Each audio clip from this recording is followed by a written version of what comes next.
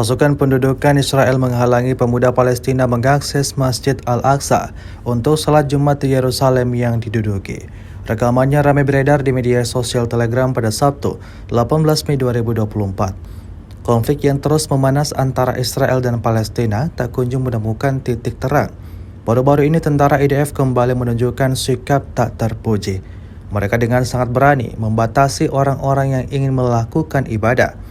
Terbukti dalam video berikut yang memperlihatkan situasi di mana tentara IDF tampak menahan beberapa pemuda untuk melaksanakan ibadah salat Jumat. Tidak diketahui pasti apa alasan yang dilontarkan tentara Israel ke para pemuda tersebut. Sejak video ini viral, sikap tentara Israel mendapatkan beragam komentar negatif dari warganet.